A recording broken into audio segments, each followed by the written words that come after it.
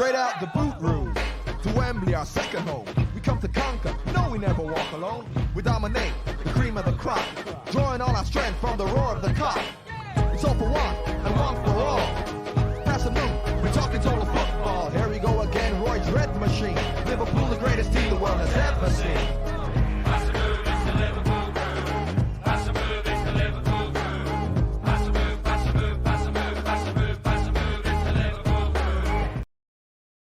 Hello and welcome back to the Liverpool Groove.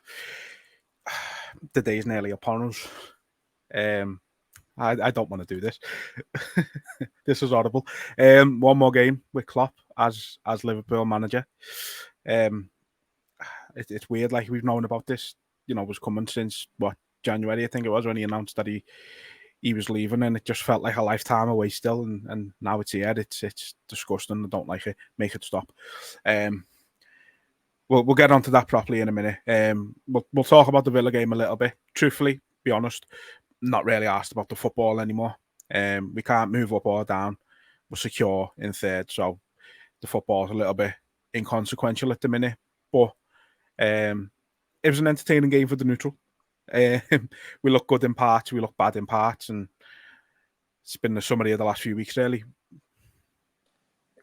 Yeah, it has. It's one of them games where you think you're gonna piss it at one point, and then we fall apart again. And I don't know whether we're all in the same boat here. I don't think anyone's really interested in what's going on the pitch. Now we're secure in third. We can't affect anyone else's season. Obviously, we could affect Villa's, and we did, which I think was good for them. But I wanted to win the game. Felt a little bit let down by some of the players again when we conceded then 2 goals. But it's one. I think the players, the fans, the manager, I think they're all in the same boat. The football isn't interesting to us. I think it's all about what goes on after the game and before the game with the manager, and I'm quite happy with that at the moment. I'm not interested in how it goes. I want to see us win games for Klopp for his farewell, but I don't even think he cares anymore. I think the football is irrelevant, and it's how we deal with it and how we react to things, how we sing his name, and we make it all about him. I don't think he wants that necessarily, but that's what we should be doing. The right way to do it. We're only going to see him at Anfield one more time, and I can't believe it. It's horrible, isn't it? Yeah, it was just a weird game, wasn't it? I think we started well. They got a bit of a foothold in it, and you thought it was going to be you thought they might run riot a little bit. Come out second half, we looked really good, got the 2 goals, and then obviously they managed to bring it back. I think that first goal in the second half that we conceded was just horrific. The pass shouldn't have come to McAllister. The touch was horrendous, and there was just no effort to close it down when he was taking the shot. That second one, I don't believe was a problem, if it makes sense, because I think you look at it, like, there was no closing down on him. All right, fair enough. The pass that's gone into Jürgen was awful. It was a terrible pass. It was too high. It was too hard. And it's just hit him and gone in. Like, there's absolutely no... That's just one of them fluke, jammy goals that happens once in a blue moon. It's like, that is just our luck at the minute in the last few weeks. So that I'm not... I laughed at that one. That just made me laugh. It was hilarious, I thought. But it just summed us up, didn't it, that goal? But I'll be honest, I was a bit annoyed that he was in the space where he was, because if that would have cushioned another way, if that had hit him on the thigh and fell into his path, he's one of one to goal anyway. So I think just defensively, we are a shit show completely. Complete and utter shit show from left to right. Every one of them is fucking shite at defence. And as I've said before, I don't know whether there's a system thing. I don't know whether it's just a laxy-daisy thing where they switch off. But defensively, I don't think we've kept a clean sheet in 10 games, is it? Yeah, absolutely fucking something like that. Abhorrent. And you feel like whoever we're playing is going to score at least 2 goals. And teams that shouldn't be scoring goals, like Everton, are scoring 2 goals. And they deserve it, that they're playing the football that gets them in and behind, and they score goals. But we're not dealing with it defensively. I've said time and time again about us stepping off and letting them come towards us. That's how they score their third. It is a case of just standing and wait till he shoots. It's a bizarre way of defending. We just don't defend. We don't close the ball in the tight areas anymore. You know, if that first goal for them, where McAllister's lost possession, if that's Wijnaldum, there's someone there pressing that instantly to win it back within the second. He doesn't get to where he's going. So yeah, I just think defensively we are poor, but I'm past caring. But I think that's what the new manager has got to fixate on first and foremost when he comes in, is working on a defensive system that stops leaking goals. Yeah. It was just one. It was another one of them games. Really, I'd say. I think, you know, to go to Villa Park the way they've actually been playing this season and scored 3, I think was very good. I think, Quanta, great header, fantastic header. But then there's obviously, you know, the first half, a lot of people online saying he's not good enough to be playing and that he should have done better for the first goal, which he should have done, admittedly. He should have done better for the first goal, but that comes back to what you're saying about this whole idea we've got about not really being, you know, not really defending, not being too nice with it. And yeah, he was too weak in the tackle for Watkins getting around him for the goal for the first one. But you know, he's come out second half. He scored a fantastic header, and to be honest, I don't think other than what he done for the first goal again, I don't think he'd really done much wrong in the game. No, I thought he played well. To be fair, he looked assured in himself in his own game. He looked confident. Obviously, that with Watkins, he's just being done, hasn't he? Simple as that. He's gone in to win the ball and failed, and it happens. That happens. At least he's had a go. I don't mind that. It's when they're standing off and they're letting you just the turn in the back, and that knocks me sick. His goal, for when they've analysed it and they've said, like, I think it was Klopp saying the way he's gone up on. Oh no, I'm talking about a different goal. But the way he's jumped and he's headed it, they compared it to like something Ronaldo's done, where he floats in the air he sort of jumps to it, but manages to stay there. And then the direction of the header is just phenomenal. It's brilliant. It's a brilliant goal. It looked more dramatic the way it's at the corner, it's at the bar sort of thing. It just was a brilliant goal. Like, and yeah, again, you've got to expect mistakes from the younger lads, and I can take mistakes from the younger lads all day as long as they're having a go. You know, if they're strutting around the pitch like certain other players, defending with an aura, jumping out of tackles, then you're pissed off and you're like, what's the manager seeing this player? He's not doing it. But he doesn't do none of that. He commits. He has a go. Sometimes he gets caught a little bit short. And I can deal with all that. You know, as long as he's trying. There's some players in the team that don't look like they're trying. And I don't know whether it's just a point now where it's a burnout. We just know our season's done. And as much as you want to go into games and be able to play 90 minutes and win them for the manager, sometimes your body just doesn't let you. But, you know, I think we've got a good squad. I think the new manager's going to inherit a good squad. But I think there's a bit of work to be done for next season if we're going to challenge. Yeah. And, you know, I wouldn't call them dead wood, but I think there's a few players that we've brought in recently and players that have been there for a while that I don't think they're going to reach the levels we need them to be anymore. So we do need to look in the transfer market when the time comes. Hopefully Edwards has got things lined up and Slot's got ideas of who he wants if he is the new manager.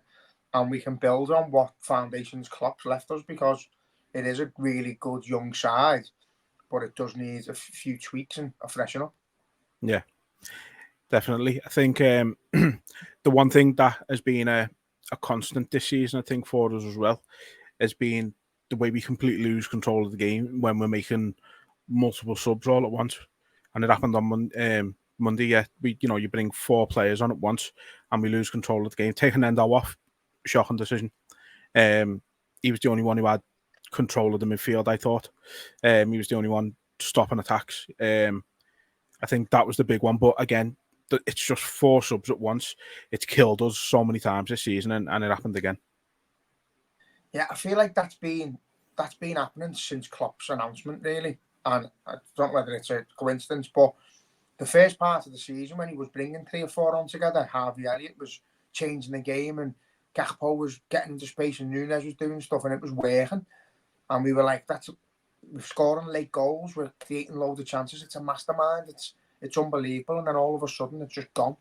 So I don't know what's happening with it, but we have seen for the past probably 8 weeks that then 4 changes at once, or if he does it in 2 spells or 2, it doesn't work. It takes the rhythm away. It takes the momentum out the game. I don't know whether he's just thinking of player care and, lads have ran so much and done so much work that they need to come off, and that's the way he's doing it. But, when there's only 2 games the season left and you're 3-1 up in a game, just leave it as it is. Same with Tottenham, leave it as it is. Don't let the rhythm die out. The players are playing well, they're comfortable. And for me, the first name off should have been McAllister for me. I thought he was dreadful again. Absolutely dreadful all over the park, even when he was playing in the midfield. And then he was even worse when he dropped into the 6. But I think that's the problem with our team at the moment. They just switch off for a week and then he could play next week and be unbelievable. Yeah. I just can't. They all seem to do it at the same time. Everyone brilliant, the first part. And then for half an hour, the lot of them have switched off. It's mad, but I wish I could be sat here fuming that we drew a game that we should have won, but I just couldn't be asked. Yeah. No, as I say, for the purposes of this, obviously we were going to talk about it a little bit, but yeah, if this was earlier in the season, we'd be fuming right now. But as mad as it sounds, lad, when you look at the atmosphere in Villa and seeing the reaction from Emery, who's a proper football manager, and then obviously Tottenham folded in half. The fans wanted them to fold in half. I know I've said before, I'll be honest, I was looking at them and I was looking at the manager's reaction, and I had seen Tottenham fans like saying he doesn't get rivalry, and I was like, that's not a rivalry, that wanting to risk your own season for your rivals. But I have said before, if it was us to win the league or Everton to go down, I'd rather us lose and they went down. But it's a load of shit. It's heat of the moment bollocks. If we had an opportunity to win the league and it kept Everton up, or we had to win to go top 4, but it kept Everton up, it's nice that it's to keep them up and not to win them the league. Like, it's a bit different. But yeah, you want your own team to win, don't you? If it is season defining, if you're in the Champions League or not with a win, regardless what your rivals do, and you've got to want your own team to win. The fucking hostile environment at that stadium, I totally back. Fucking that Aussie fella. You know what's mad though? You get Tottenham fans going, Ange Postecoglou just doesn't get rivalries. He's just come from the old firm, you daft bastards. Like, there's no, they hate each other more than anything I've ever seen. They're fucking crazy. Lads, I just don't get, and I totally understand if Tottenham were already in the Champions League, if they were in our position and it meant nothing, yeah, totally get it. Fucking fold it. I think the managers would be alongside them. Not when you need to win to go in the Champions League. That's a fucking it's a big payday coming in for the club, so he can spend it because we know how tight they are. And that's gutted him. And I was waiting to see him walk. So my point was, when you see that type of reaction from the Tottenham fans and how shit they are, and you compare it with Aston Villa's reaction, even though it was against us, I was sort of like, you know what, go ahead. I'm past caring. I'm not asked about the footy. Score another. Couldn't give a fuck. I'm not asked. Klopp's going to go and, the Liverpool fans were brilliant in that away end. He's going to go and applaud them. They're going to applaud him. They're going to have that moment. The result doesn't matter. And it'll be the same against Wolves on Sunday. If they turn up and put 16 past us, you won't see one person leave the ground. I hope not. We'll be there for Klopp at the end of it. So it doesn't matter. Football's irrelevant now. It's all about Klopp. But I was sort of, because I wasn't interested, go ahead, Villa. Wasn't asked. Good for you. And then you see the videos after it of them reacting to Tottenham's loss, which was inevitable anyway. And that's what footy's about, lad. Yeah. Look, we've mentioned it, and you've just mentioned it again last game. So we'll come to that later. I'm trying to delay it as long as possible. Yeah. Now, obviously, there is a few other newsworthy items, let's say, to discuss before we do get into that as well. So obviously, I think the first one is Pep Lijnders news. He's been appointed the new manager of Red Bull Salzburg for next season, and he's going to be assisted by Vitor Matos, who's part of Klopp's back team now. So yeah, I'm happy for him. They're a good side, you know. They bring through a lot of good players. Could work in our favour in terms of sending some youngsters there on loan, who, you know, need more game time, but maybe might not get it next season. Who maybe have had maybe have had injury problems or something like that. Could be beneficial for us, but I think it's a nice. I think it's just a nice, good job for them to go into. Yeah, do you know what? It's a football playing club in it as well, where they're known for pressing and working hard and playing attacking football, and I think that'll suit Lijnders. You know, he deserves a chance at not a top club, but a decent league, a decent standard with a decent, you know, DNA of football. And as you say, they bring players through. It might benefit us in terms of, I think Lijnders and the club will have a nice relationship where once he thinks a player's too big for his pond, he'll send them our way. You know, and I think that'll be good as well. Because there's a few good players around them teams. So yeah, do you know what? You've got to just wish him all the best. I think personally, if we could have had anyone, I'd have had Lijnders. I've said it for years that I think it'd be perfect to roll into a continuous format. But I think you've said before, the pressure on him just to carry on Klopp's legacy would be tenfold. So I think it's the right thing to move on, and then if it gets to a point where he's the next best thing in 6-7 years, go for it. But yeah, wish him well. It's a good job, isn't it? Yeah. You know, and I think Ajax. I know Ajax have been struggling and that, and he was linked there, but I think that's just a step. That's too big a club for now, and I think he's done the right thing. He's done what a lot of managers don't do. He's walked before he can run. You know, he's gonna get in. He's gonna try and build his own little legacy where people want him at a decent club, do decent things, and then earn his right to manage a top club. And I honestly think he will. I know people say, you know, he failed in the Dutch league and all that. When, you know, it's his first job. Not everyone's can do what Alonso's doing. Not everyone's graced with a team that can just click and be ready to go like that. I think he'd be a brilliant manager. I think the way we've heard him speak before, he's got all the morals of football and life right. Seems a boss personality, a boss fella, and you know, I hope he smashes it. I hope he does dead well. Yeah, and I think it's smart of him taking someone from Klopp's back room with him as well. You know, having that familiarity with him already, knowing what each other work like, know that he can sort of bounce ideas off each other. I think just being able to have that dynamic with someone from the off is going to be massive, rather than going and looking for someone to come in and be his assistant. You know what I mean? So I think that's a smart move with it as well.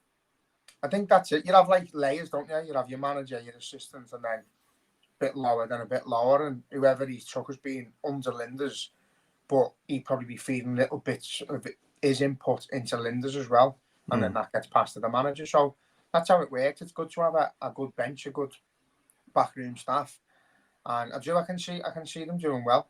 You know, Klopp. I don't know if you've seen that thing round the table. I've only watched. I haven't watched it yet, but I have seen it.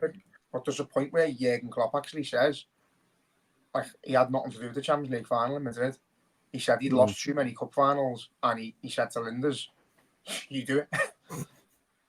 I don't know to what extent. I haven't watched it. Or Lijnders is like, yeah, he literally just said to me, "I've lost so many on the bounce. You go for it." And you know, and that's what I liked about that game as well, is it weren't the best game of football in the world. It weren't a route where we score loads of goals and it's so attacking. It was. We scored early and we made sure we didn't concede, and then we hit them with a sucker punch. And I think You know, that's what I've been saying for a while. I think that's what we're lacking at the minute. At 1-0 up, being able to close the doors and not let anyone in, and then it again. But yeah, you know, I think he's got a bright future ahead of him, and if it's how he goes. yeah, absolutely. No, best of luck to him. The other big news is not solely, affecting us, but the Premier League clubs are going to be voting to scrap VAR, whether that's something they want to do for next season. It's been brought about by Wolves, who are seeing a table for today, who are actually the most negatively affected team by VAR this season. Ironically, the two teams that have been well done, Wolves. Ironically, the two teams that have been shouting corruption the most this season, Everton and Nottingham Forest, are both being positively affected by VAR this season. So there's that corruption on show. But yeah, it's a weird one. It's a weird one, I think, because I've always said VAR isn't the issue. It's the people using it. The people using it are incompetent and not fit for purpose. I've seen quite a few analogies on Twitter for this over the last few days, both for and against it kind of thing. And one of my favourites was if you have a chef and he doesn't know how to use a microwave, do you get rid of the microwave or the chef? And that's what we're dealing with, essentially. And I think that sums it up the best for me. But yeah, personally, I get rid of the microwave because a chef should be cooking. So as far that's where I'm at. Yeah. Now, and what someone also actually said to counter it, using that analogy, is the thing is, if a chef's got a microwave, it makes him lazy. It makes him adjust the way he cooks and become reliant on the microwave. And I think again that was very, very apt. Yeah. So I can genuinely see it from both sides of things. I think my issue I've got with scrapping it, and the only issue I've got with scrapping it, in fairness, is that something will go wrong next season, and then all you'll get from the media and from fans is VAR would have fucking stopped that happening. We should get it back, blah blah blah, and the narrative will then switch, and then we'll get it back, and then people will hate it again, and it'll just be a never-ending cycle. I feel if we scrap it, but I don't. I think we've been through football with mistakes happening, and we've gone back to the pub and we've had the debates, and it is what it is. It's happened. The referee's fucked up. If they can get rid of it and then ask the referee to, be confronted and discuss his decision, and if he's wrong, he's wrong. If he's right, and analyse it after the game, then so be it. But it's all good and well saying it's not the technology, it's not the lines and all that. It's the people using it. They're not going to sack the people because the referees and fourth officials and people who officiate games, they're not going to get rid of all them. They'd have to siphon them out and get new people in. They're not going to do it. But for me, it's all about the momentum in the game. So regardless of whether you've got the best people looking at the lines, looking at the fouls and all that, a referee's paid to make them decisions. A linesman is paid to view if someone's online or offside and put the flag up. And we're losing all the parts of the game that make it the game. So as far as I'm concerned, if there's anything, no matter how good it is, that's going to stop us celebrating goals or, can go against the referee's decision on the day, then you get rid of it. As far as I'm concerned, no one in football anymore celebrates a goal how they used to, because no matter how good the goal is, you're waiting for that earpiece. They might take it back 2 minutes for something that's happened earlier. If there's a little bit of a push in your box and you go down to score, you don't celebrate because your arse has gone in case they give something. So whether it's good or bad, I don't care. Me personally, as someone who goes to match and that, I wanna be able to see a lad put the ball in the net, and as long as I'm confident he's onside, I'll jump up, and that's what's gone out the game. So yeah. I think that's never going to change with VAR. I think the way it's used needs to change more than it going. In all honesty, for me, I think it needs to stay for your tackles that maybe should be red cards and things like that, because they do get missed, and I think stuff like that Yeah, I but lad, think they get missed, but they show you it again, slow down. So the referee, you know, yeah, and that's what I'm saying. That's one thing that where it should change, and I think they did change it to an extent where, you know, they're not going to have it on a still image of the impact or slowed down when the referee first gets there. It'll be showed in full speed at a wide angle so you can see everything around it and that and stuff like that, and then they'll show the slowed down version and stuff like that. One big issue for me with it is when you go to the screen, you know for a fact that whatever decision you've made originally is getting overturned. That for me is re-reffing the game. That's not. Whenever someone says, "I think you need to go and have a look at this on the screen," that's them really saying, "You've got fucked up here. Go over there, have a look, and you're changing your decision." that's what I mean. But then you've got other referees saying, "I haven't told the referee to do that because it would undermine and make a shit day even worse." So that's what I mean. The people in charge are fucked. You see them on Sky Sports, you know, Gallagher and that. They're always defending the referee's decisions. Whether they do something absolutely horrific, they try and sugarcoat it so it doesn't sound as bad live on the telly. As I say, for me, the momentum out the game is completely gone. You can't enjoy anything. You could get a penalty, and then they could look at like if you used to get a penalty, you'd look to the linesman. If his flag was up, you'd go, no pennies offside. But even now, like you could get a penalty, the linesman's flag's not up, but it's offside. So every inch of the game is getting torn apart by it. The only thing I'd suggest doing personally, if I had a go, I'd go like the tennis and I'd say each captain has got 2 calls. So if you think the referee's fucked up on something, you know for a fact your player's just been like Anthony Gordon the other day. His whole team knew that's a penalty. Anthony Gordon knows that's a penalty. He goes up to his captain and goes, "Listen, that is no way getting no penalty. Go and speak to the referee. Ask him to look at it on the screen." No one in an office, no nothing. The referee goes to the screen, looks at it again in real time, looks at Anthony Gordon's foot cut to bits and his sock off, and goes, "Sorry, it's a penalty." You've got every captain gets 2 goals. And to be fair to Anthony Gordon, what he said about it was spot on. He said, I've got no problem at all with the referee missing it. It's, you know, it happens so fast. It's difficult to make them decisions in real time. And and he said that's why I didn't appeal, because it's difficult for the ref. But what's the point in VAR? And it's like when you've got players questioning it, when you've got managers coming out and questioning it, when, you know, back in the day, managers would be scared to say anything about refs or anything like that because in fear of getting banned and things like that or fined. And now it's like it's happening more and more.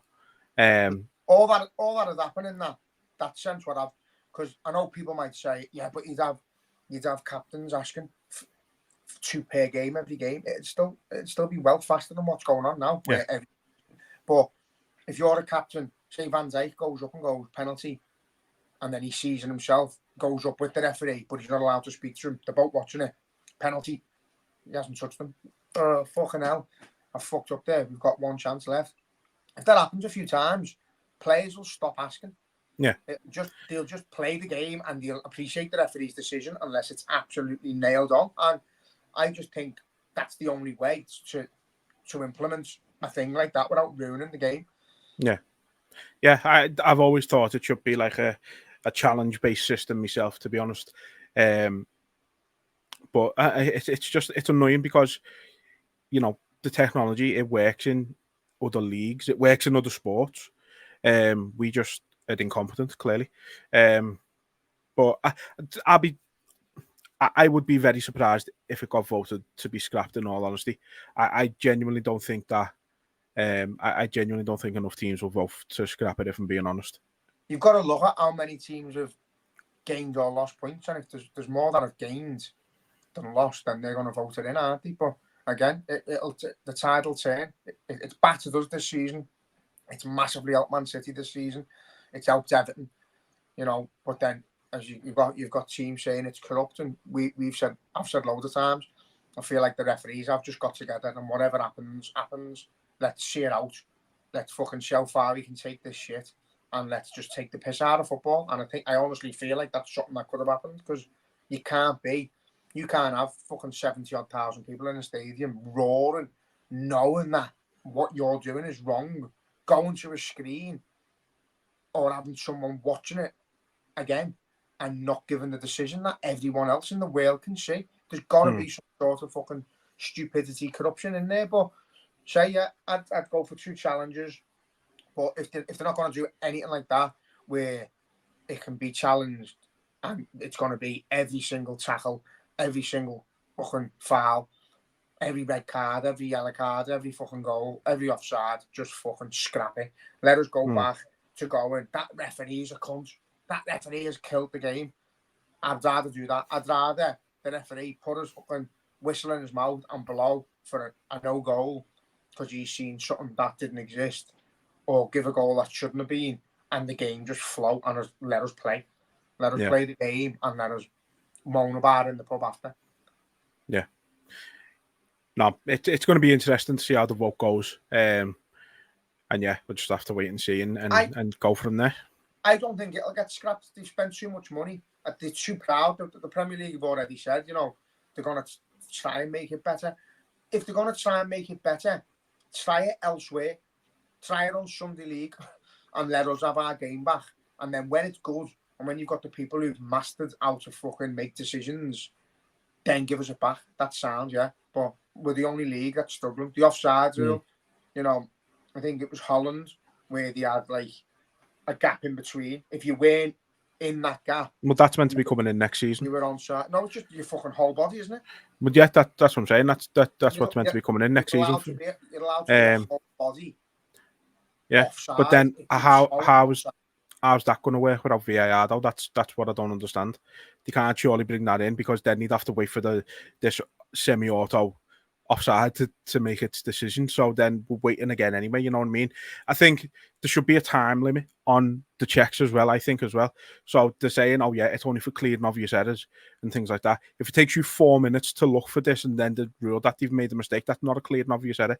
If you can't find it in 45 seconds, then fuck off. Or if you can't find it in 30 seconds, carry on. The original decision stands. Even the lines they're drawing, lad, there's evidence that the lines aren't straight. You've seen it where you can see that the lines of the grass and the line of the officials don't match them. It's just shite. I'd honestly, if you just took us back to fucking 30, 40 years ago where you could kick fuck out of each other, play footy, a goal was a goal, offside was offside, none of this mad shit, you're off by a toenail, all that. If the majority of your body is onside and the linesman doesn't put a flag up, you're onside, end of. Sorted. Go back to footy, being footy. Let fans enjoy the footy like we used to. But forget that because... Go back to the time when up was up and down was down. Offside was offside and fucking... Yeah. And that's still shit. So look, now it's the moment we've all not been waiting for. Just Sunday. I don't want to do it. I don't want to talk about it. I don't know. Like, I feel horrible about it now, and then Sunday, it's just going to be a million times worse. It's just, why does it have to be happening? Do you know what, lad? I've done a bouncer. Not a bouncer. Don't say anything positive. I don't want that right now. Fuck off. No, well, I've done a bit of a bouncer where you can see how excited Klopp is for it to be ending. And as sad as that sounds, you know, he's done interviews. Some you've got to pay for, some you haven't. Thankfully, you don't have to pay for this. But he's done interviews. He looks mellow. He looks made up in his interviews. He looks fresh. He looks like he's getting his colour back, his life back. He looks excited to go on his holiday, and I couldn't be happier for him. But when he walks down that tunnel Sunday, I'll be a mess. The fact that he is going to just go down the tunnel and then he's gone is just mad that he's never going to manage us again. And we're not going to see him on the touchline next year. But I've said so many times, lad, the memories he's given us, but it's a lot of it's to do with the man, just him. Like, I shared a thing about Phil Thompson just talking about Bill Shankly today, and I felt like he was talking about Jürgen Klopp as well. Like, everything he discusses and everything he says, you could imagine him to be like. And I just think the character, the man himself, is what we're going to miss more than anything. He'll be like a ghostly figure. Like, he'll still be around the stadium, even though he's not there, even though he's not dead.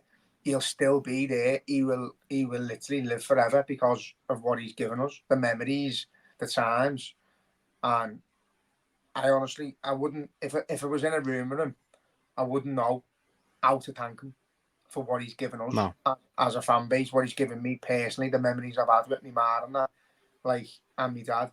But you can't put into words what he's given us. I don't think even he knows.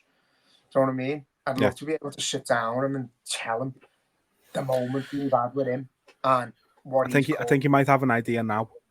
Especially the last few weeks, like, you know what I mean. I think there's just been everything. You know, you've had Abigail with the painting and gifting, showing him that, and just like having him reciprocated and that, and obviously, you know, your flag was involved in the painting and that as well. You know, the Jürgen lives forever. Make sure you buy it off Jay, by the way, original and best. But no, it's just there's been so much, and even that I seen yesterday, where they've done like all the staff involved in that sat in Anfield, and then you've had all the trophies going down the stairs. It's like it sends a shiver down your spine, but at the same time, it's just like you're sad, but you're made up at the same time. Yeah, like that's what I mean. I'm made up we've had him. I'm made up he's happy.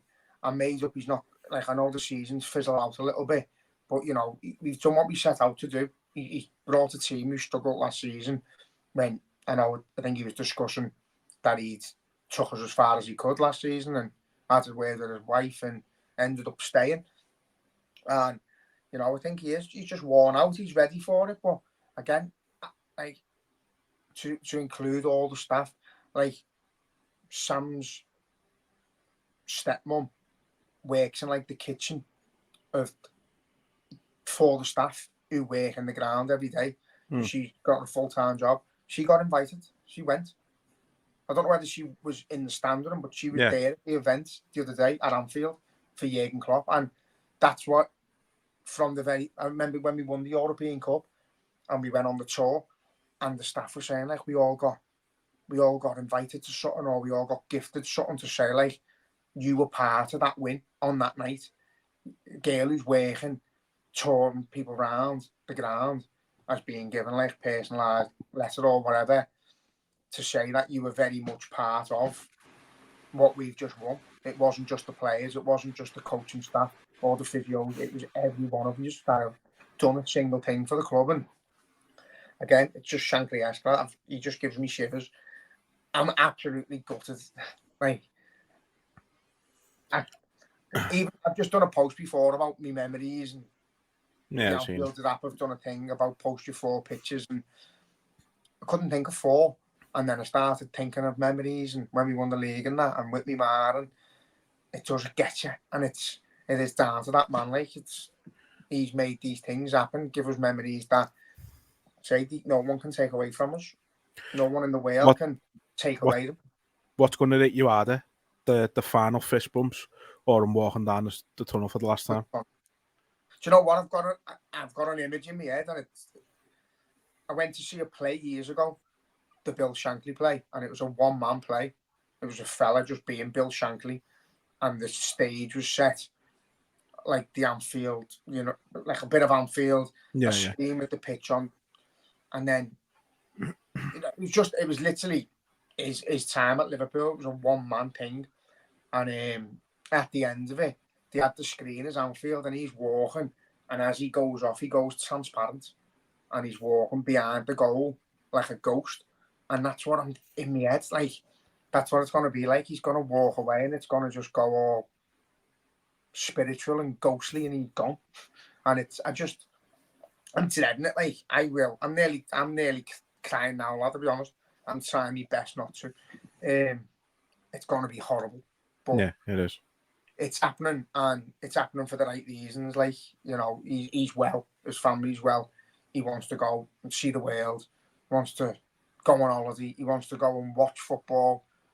You know, he wants to stand in the Kop. He wants to stand in the yellow wall. And he wants to go back to Mainz and see his teams that he loves without any pressure on him, that he can just go and have a pint and enjoy it. And I can't wait for the day that he's in the middle of the Kop with us, because I don't want to be watching the footy. No, what the fuck.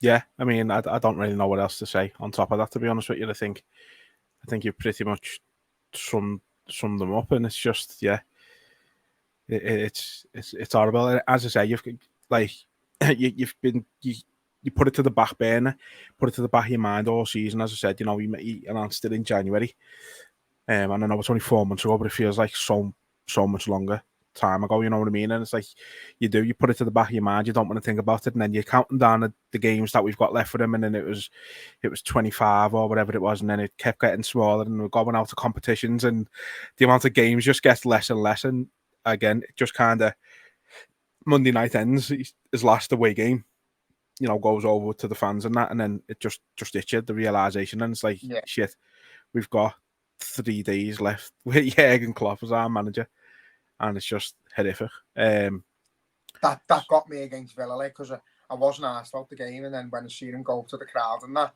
and you seen him have like that look in his eye, like when I see him like that, a part of me thinks there's a little bit of doubt in his head that, am I ready to walk away from this? But then you see him doing his interviews, and he is ready. He is. He's 100% ready. But I think someone said it a few weeks ago that it's almost as if it feels like we're ready as well as a club to freshen it up and to go in a new direction. And as mad as that sounds, I feel like he's done it on purpose to help us, because you just can't get over like losing it. A manager like him, but it's the only way I can sum it up I keep going back to like the shit I've been through with the family and that, and what it does to you and the way you feel. And that Friday when he announced that he was leaving, it felt that raw. Me fucking heart hurt like it has in the past. And I sat down with my dad on Saturday, and I felt sick in the head, because I said to him, like, been down to ask you something, but I don't want to ask you. And he was like, you've said it now. And I said, we've lost our Jill, we've lost my ma. Is Klopp going? Does that feel the same for you at all? And he was like, no, not a chance. And I was like, no, I'm just asking because it proper hurts me thinking of him not being here. And he went, yeah, but you'll think of your ma and feel like that, and our Jill forever. Once he's gone and a new man just come in, it won't hurt as much. So it's no comparison. And I was like, yeah, do you know what? That's a boss analogy. I think I needed that, because, I'm saying I feel like someone died, but once he has gone and the dust settled and a new man walks through the door, they'll remember Klopp forever. Everything he's ever done, the memories he's given us, but we will move on a lot easier than when someone dies, thankfully. Because fucking hell, I'm 3 years in and I'm still struggling. So the fact that you can just move forward with football is a nice thing, but that moment when he announced he was going, mate, I was done. I was like, fucking hell, what else can you do to us? Because there's no need for it. I'd just like to apologise for making you do an episode on the day you announced it, by the way. I can't believe it, And you know what's mad? I can't remember that. Neither can I.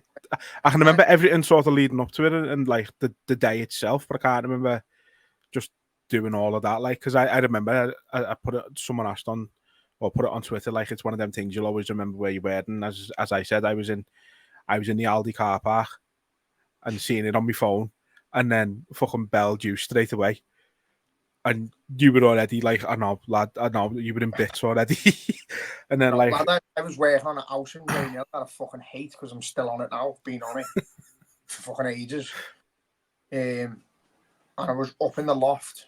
It was like a sauna.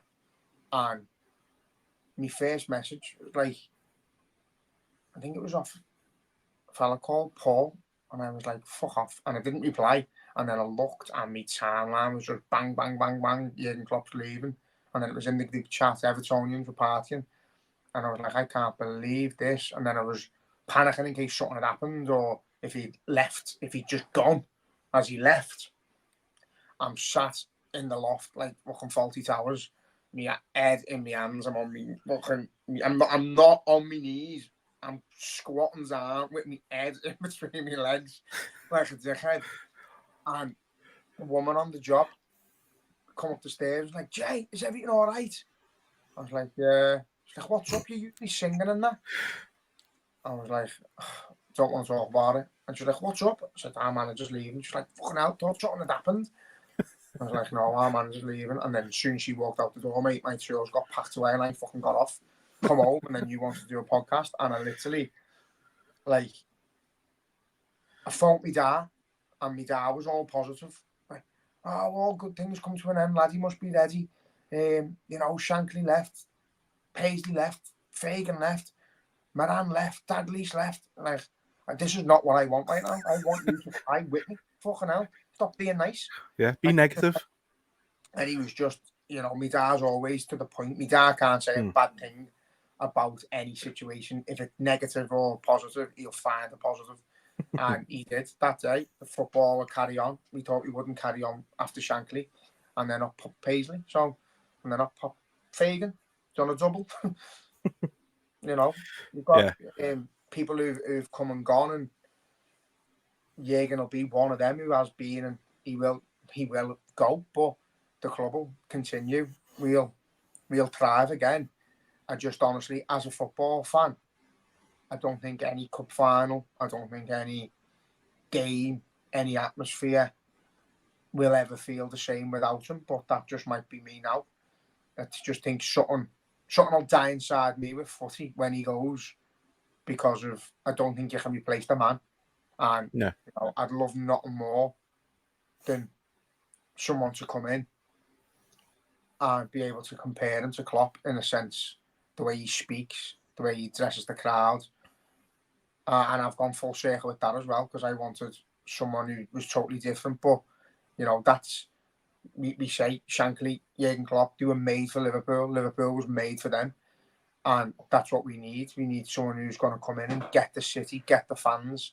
And that's the first thing I've noticed about the potential new manager, is that he is from a little town, working class fella, working class family, love footy, done well as a footy player, doing well as a manager, and they think it's time that he gets a big job. And if he comes in and connects with the fans like Jürgen did, you know, I think our generation will start comparing managers to Klopp as opposed to Shankly. Obviously, Shankly will never be forgotten, but you know, we found a man who replicates him. Like, it could be Shankly reincarnated, and I don't think we'll ever find one in our lifetime. But someone as close as him would be nice. Yeah. No, don't think anybody's looking forward to it. Maybe except Jürgen. Well, it'll be an emotional wreck come Sunday. Lad, he'd be absolutely devastated, and I do honestly believe that there is a little. No matter what you do, if it's a big decision to leave a job, to buy a new house, whatever it is, you've always got that little bit in your head going, are you sure? And then it's either you jump or you don't. But he's obviously jumped.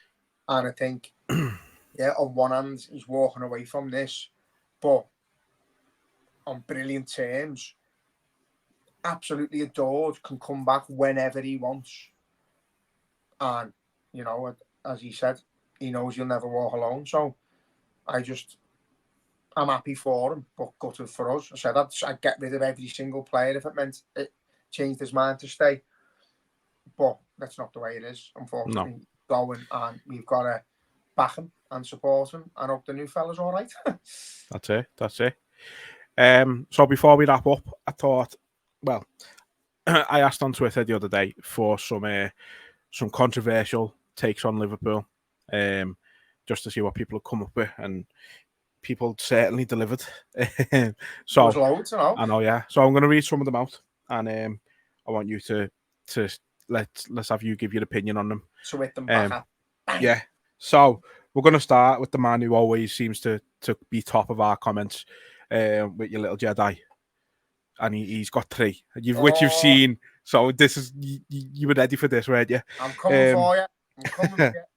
So his first one was, despite what he's won, Jordan Henderson doesn't make the top 5 Liverpool captains of all time. He absolutely does. He does. I think he exceeds most of them, because, again, he come in at a time of transition. He come in at a time when he wasn't really wanted. He was nearly shipped out. He stood his ground and said he wants to fight for his place. He took an armband off one of the best captains we've ever had. and one of the best footballers we've ever had in Steven Gerrard, and had that pressure to deliver the same football ability as that man who wore the number 8. Led us to absolutely everything. And I think you've seen this season without him that the leadership skills he had is what got us over the line in big games, in big tournaments, in big seasons. That man shouting his head off. You know, you heard him during COVID when there was no fans and he wasn't even playing. You could hear him from the stands screaming where players should be going, what they should be doing, where the pass should be. He literally was the dictator. Like, he orchestrated everything he done on the footy pitch. He was a manager in his own right on the pitch. He delivered what the manager wanted us to do. And if someone didn't do it, he ran at them and he told them they hadn't done it. And he told them they need to start doing it. And we miss him. We miss him as a leader. I think if Jordan Henderson is in that team this season, we win more. 100%. If we had a player like him and Milner with that experience, that bullishness to fucking not be asked about upsetting someone and just saying, do your fucking job, you're not doing it. I think Van Dijk's personality, attitude has gone downhill without the likes of him and Milner there as well. As a leader, he's nowhere near on par with what them two fellas delivered. And for me, I think you've got your Emlyn users who, again, crazy horse, mad as a hatter, brilliant footballer, great captain, led us to the first European Cup. But at a time, during 77 and 84, we were one of the best teams in the world for that long. We just kept adding a few players here and there. You're talking a squad of 16 where there was very little injuries and a consistency right throughout. You know, Jordan Henderson, seeing a team built, went through it, went through the failures and picked himself up, picked the team up, picked the manager up. And likewise, they done it to him. It wasn't all Jordan Henderson. But seeing us fail got us over the line to win. Jordan, personal issues, his dad having cancer, being able to go on a footy pitch and deliver to that level that he did was phenomenal, if you ask me. And I rate him so highly as a captain. I do. I think for what people think in lack of ability, that he was a talented footy player. But as a man, as a leader, I don't think there's many, if any, better than Jordan Henderson. Fair enough. So apologies, you little Jedi, but that's where I'm at with Henderson. I don't think he gets anywhere near the credit he deserves at all. And I don't get it. I don't get it. Yeah. You know, he could be 4-0 up and he'd be chasing you to the corner flag to win the ball back. He was absolutely incredible. It's just his energy, his drive, his determination spurred others on. And it made others do it. And that's why I think our pressing game's gone. Because once his leg's gone and he couldn't do it, others stopped doing it. And we haven't got back to playing that way since. Yeah. Next. So do you want an answer? You're allowed to. Do you agree? No, because you've just spent 8 minutes talking. No, I'm happy for you to just take the reins on these and say what you want to say about them. I might throw me hat into a few of them, but I'm happy to let you take the reins. So I like the next one from your little Jedi. Arne Slot will be sacked within a year. Think Moyes taking over from Fergie. No, disagree. Yeah, I disagree with that. Like, Fergie was an absolute shrewd piece of shit in terms of what he done to David Moyes. Left him with has-beens, older team. He was marvellous, the fact that he done what he had to do to get his own legacy over the line to win that last league title. That's a masterstroke. I think only one manager in the world at the time could have got that team to win the league, and it was him. So no disrespect to Fergie in that sense, but he knew what David Moyes was going into. He knew what the owners were like. He knew what the level of the playing team were like at the time, that it was all complete shit and was a complete shambles. Jürgen Klopp laid foundations for Slot to come in. And there's players there, you know, I said before, there's a few players he might need to get rid of. I don't think he's a soft touch. I think he's going to come in with his own identity. And anyone who's not pulling the finger out, we'll get it in the net. You know, he's a well-liked man. He'll connect with the fans. So at the very least, if next year isn't as successful as we'd like it to be, then, you know, I think our owners have showed that they're willing to back the man they believe in, as long as he's showing signs that he's doing the right things. You know, we might lose games next season. It's a season of transition. He's got to build on these foundations that are set. But I think we can all agree that the foundations aren't quite as good as we thought they were going to be this season. Yeah. And there's still a lot of tweaking to do. And we just need to support him. I think if we support him and get behind him, then the owners are going in. I think the one thing I'd say on it is where us as a fan base are completely different to every other big club in the league. I'd say I think you know, Arsenal, City, Chelsea, your big six, let's say, I think our fan base is different in the fact that we are willing to be patient with a manager. We are willing to give them the time, even if things aren't quite going well.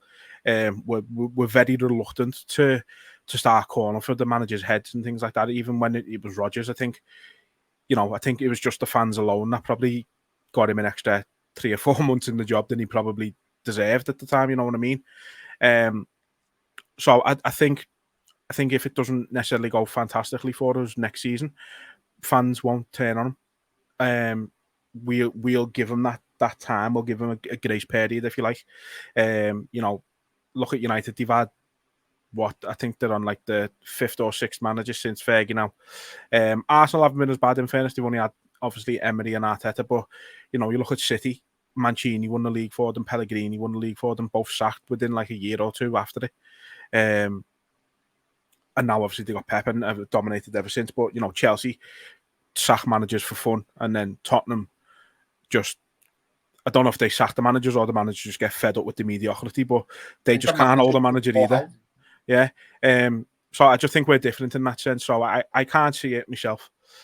I think we can see what a manager's time. Like, don't get me wrong, when Hodgson was there, we could see what we were doing. We were becoming a Burnley type of team. Yeah. We were lumping the ball up. We weren't playing football. We were shit at the back, shit in the midfield, shit at the front, and there was no sign of getting better. He had opportunities to make signings, and it was like someone was fucking winding us up when he was there. Oh yeah, bring Paul Konchesky in. Come on, bring him in. Joe Cole, get him. What's going on here? But I think with Slot, like if you assess Klopp's first season, you know, he's come in, got us to the Europa League final, lost it, and then people are going on about how he loses finals, and then you get the top 4, you get to the Champions League final, we lose it. For some teams who are trying to progress, losing the European Cup final isn't progress, and he gets sacked. Kenny Dalglish got sacked after losing the FA Cup final. You know, if he'd have won that, I think he got another couple of months. But that's just how harsh football is. But our owners are willing to stick with someone they believe in. If we can all see from the, you know, the sides, the stands, that he's trying to get us playing a certain way, and we can see the style of football being implemented and getting better and better and better, with signings coming in and the team starting to look like a Liverpool team, then we'll back him. You know, if he comes in and he plays like Sean Dyche, then we'll be like, what's he doing? This team not able to play like that. Yeah. What's wrong with you? But we know that's not going to happen. We know he's going to come in and play attacking football, and he's going to find the energy in these players and get them passing and moving and creating chances. So, let's say, our goal next season is to get behind the manager. But as a team and as fans, we've got to not over-expect, because this season's nearly been perfect and we were on for a quad and we've seen where we're really at. We overachieved. This team should be getting in the top 4. But, you know, I think that's our goal for next season.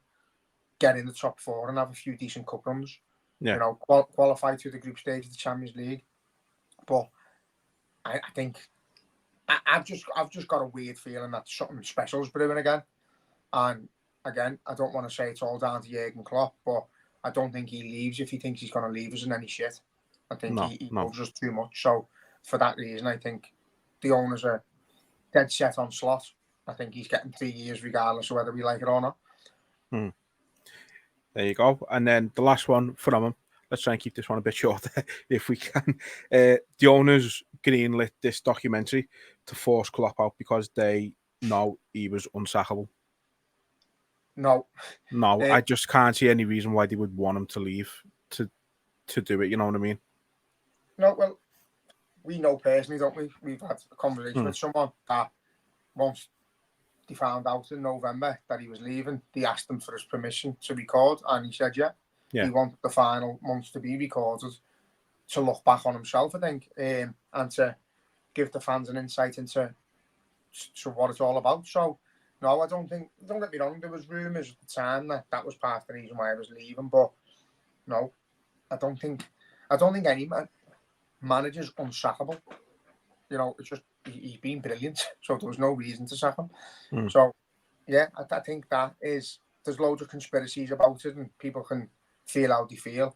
I was against the documentary after a bit, didn't want it, but I don't think Klopp was as against it as we might have thought at first. Like, he said in November he was going and give the green light to record it.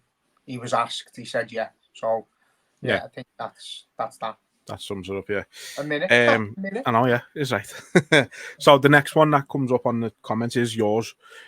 So you've said this before, so I don't want you to go in depth for it, but all I'm going to say, yours is obviously Van Dijk is not in the top 3 centre-backs of all time at the club. Who are your 3 then? Alan Hansen, Mark Lawrenson. I think Phil Thompson played centre-half. Sammy Ipia. I've always said Sammy Ipia above him. Tommy Schmidt. There's loads.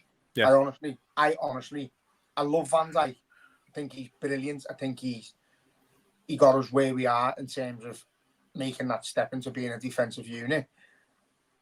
But at a time where strikers aren't that good, there's not many good strikers in the league. Don't think you could name 5 world-class strikers in the league now. Chris Wood. Beto.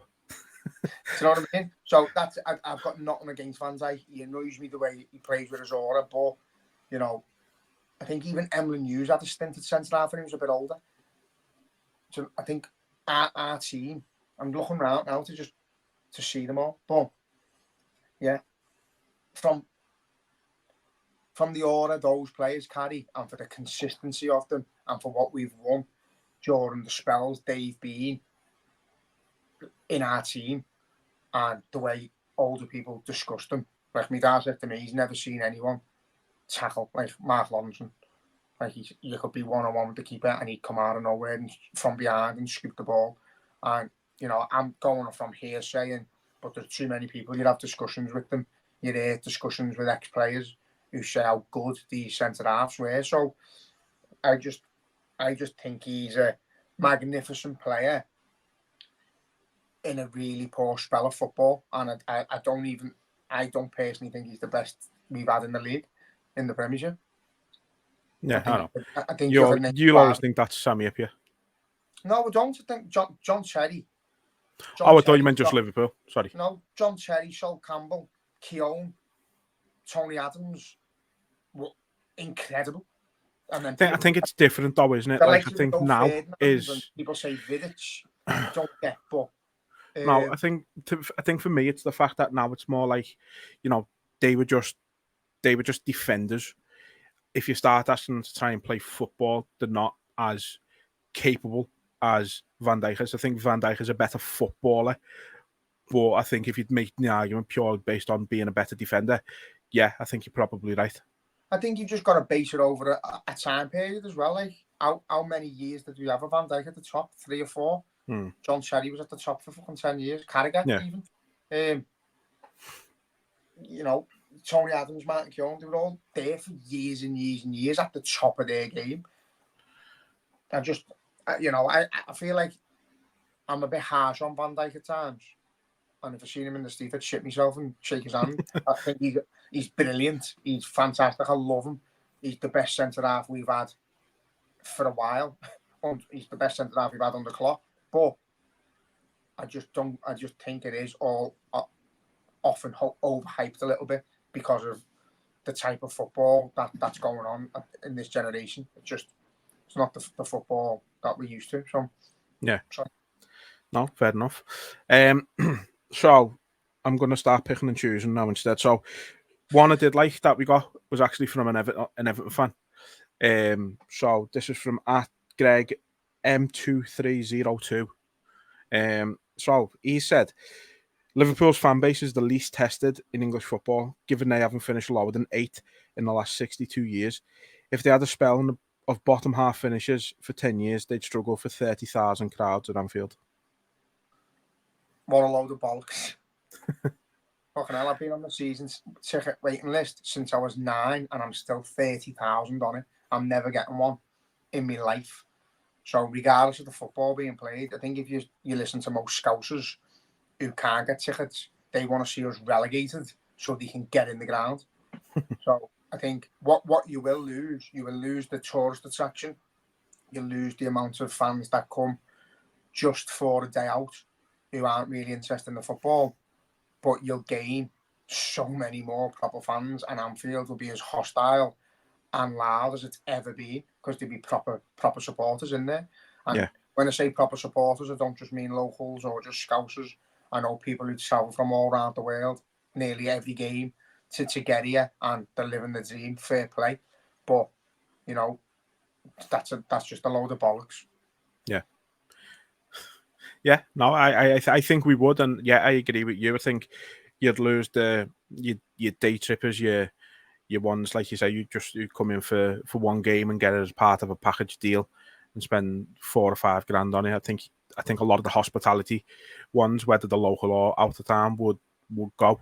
But yeah, I think your core fan base remains the same no matter what league you're in, and I think that's the same for every club. Yeah, well, obviously Everton haven't got many tourists because they're not known outside Wales. So, and that's not disrespect. They're not known around the world as a big club. I don't think there's not many like supporters clubs that go, oh, I want to support Everton. It's different when you win trophies and you're known worldwide and people want to see you.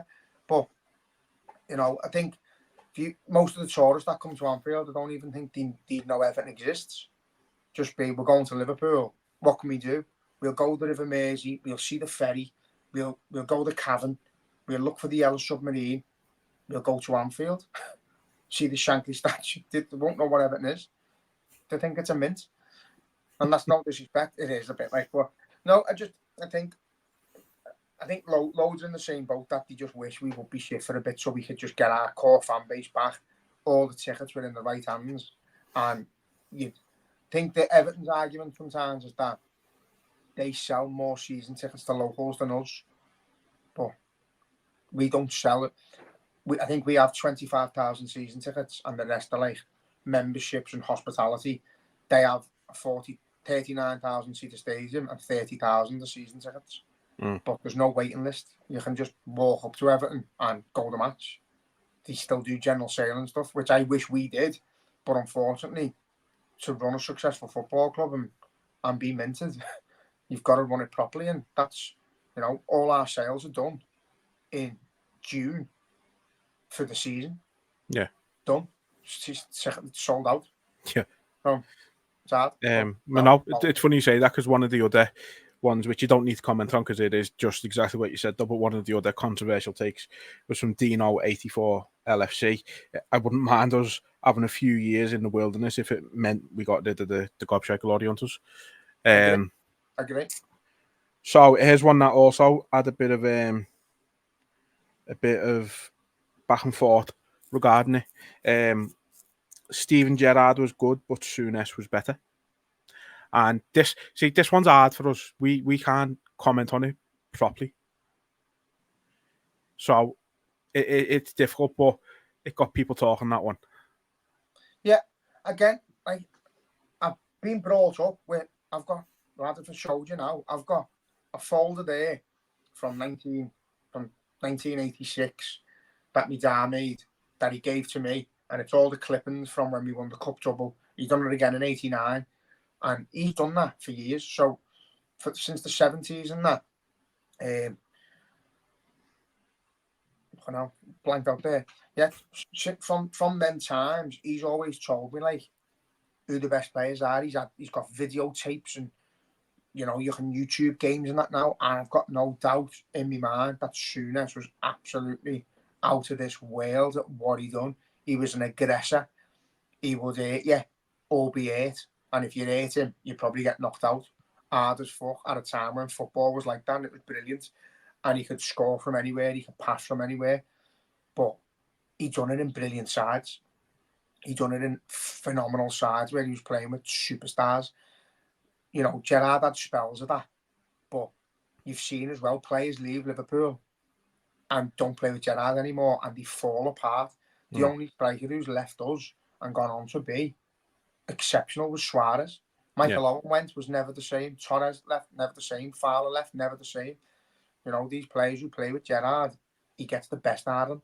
And as an all-round footy player, I don't think you could say to Souness, Champions League final there, lad, go right back, left back, centre half, centre mid, right wing, left wings, up front. I don't think you could. I think Gerrard could do absolutely everything to a top level. He could header, he could defend, he could tackle, he could cross, he could shoot, free kicks, penalty. He could do. There's not a thing Steven Gerrard couldn't do better than everyone else. He was, I honestly, for that period of time, he's the best centre mid in the world. And then you've got players like, you know, and this is no disrespect to Souness, but Zidane, Alex Ferguson, Mourinho, Johan Cruyff, Pele, Lampard, Scholes have all talked about Steven Gerrard at length of how exceptional he was. And no one has for Souness as far as I'm aware. He's won awards on his own. He's won Liverpool Cups on his own. There's no Souness Cup final as far as I'm aware. There's a few Steven Gerrard Cup finals. So that's no disrespect to anyone whose view is that Souness is better, but because he's my generation and I've never seen a player like him, I've got to put Gerrard as I put Gerrard above Dalglish. I think Gerrard's the best footballer we've ever had as an overall footballer who could do absolutely everything. Yeah, I agree, but I think it's important that you said that there. It is very much a generational thing.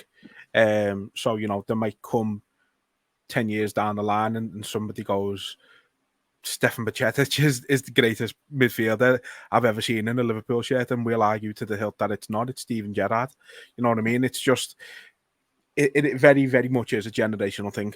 And I only chose Bajcetic just because young, he's in the team at the minute, so it's just, it made sense. But yeah, for me, I mean, I've always said, I still think, yeah, Steven Gerrard is for me by far the best player I've ever seen in a Liverpool shirt, hands down. I mean, it's not as good as Suarez was for us, as good as Torres was for us, as good as Salah has been for us, as good as, you know, your Manes and everyone else along the way have been for us. There was just Steven Gerrard just had everything. Like, you'd even get, you know, even other players who've only played with him for England and things like that, and, you know, I think it might, I don't know if it was Crouch talking about, you know, you go to England training and you'd be on Stevie's team. You're like, yes, I'm going to win today training. And he was by far, and like everyone says, he was the best player by far in the England team. Like, and, you know, the golden era of England, they should have built a team around Gerrard. Yeah, I think he was just next level, and I think our problem we had at Liverpool, and I think at England, is that you sort of did just go, if you give him the ball, he'll do it. And you don't play as a team then, you just play as Gerrard, give him the ball, he'll do it. And a lot of Gerrard's goals are self-made, or it's a 1-2, and he's made that run like a striker into the box. You know, I think the cups we've won under like Houllier and Rafa, you don't win without a Steven Gerrard in your team.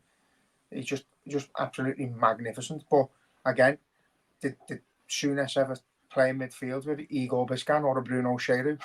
I don't think he did.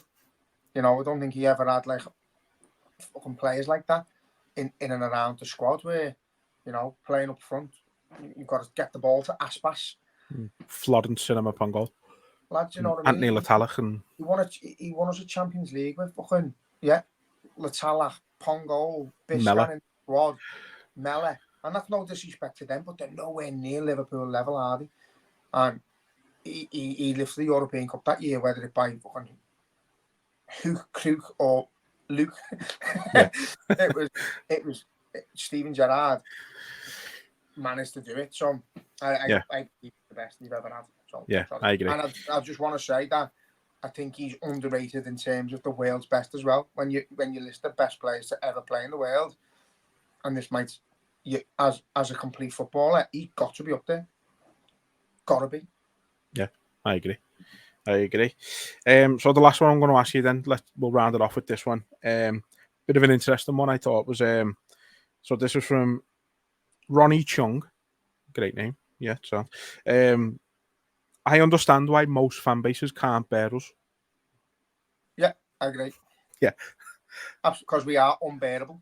Yeah, and we have every right to be. Because, and again, I don't want to go on too much because I do, and I'm terrible for it, but people dream of what we've been through and what we've witnessed and the memories we've made. Like, only yesterday was the anniversary of our goalkeeper scoring a goal to get us in the Champions League. Only us. Only us. Beating 3-0 down a cup final. Winning. Only us. Getting beaten in a FA Cup final. Fucking lads on the floor with cramp. Jumps up. Goal. Steven Gerrard. Only us. A goal. Golden goal in Alaves. 4-4. Own goal. Only us. You need a goal against a team who's only conceded 15 all season, and Louis Garcia pops up with a goal that definitely goes over the line. Exactly. Only us. The likes of Dortmund, when you're getting beaten, you come back to win it. Barcelona 4-0 down, or 3-0 down, you win 4-0. How does that happen? You know what I mean? We make memories that people dream of, absolutely dream of, and it's just the norm for us. Last minute winners, we just do things different. The way we appreciate our club, the way we appreciate football, the way we appreciate fans and managers, and we have a connection with them. We don't laugh when players and managers come and greet us and hold hands after a draw. We embrace it and we're like, that's what we want. That's what we come the match for, to be part of it. I say I know a load of Evertonians who literally pick themselves up at 2:45, go the match, and then go straight home. We make a day of it because it's our life. We feel it more than anyone. And this discussion about us winning cups and it means more to us. Unless you've been there and you're us, you don't know. But we do things different. We feel it different. Footy isn't just something we do. It's not just a hobby to pass the time. It's not just something that gets us through the day. It's our fucking life. We put it before everything. So that's all. That is the reality of it. We are fucking unbearable because it means that much to us. And if you don't like it, fuck off. There you go. There's that to round it out. So look, this one has been a longer one than we planned, in all honesty, than we anticipated. But I think, given the circumstance with what's going on Sunday, we needed it to be a fairly long one. But I think we need to just end it by saying Jürgen lives forever, and danke Jürgen Klopp. I wish we were just tracking planes now and he was coming back. Those were the days, my friend. Jürgen lives forever.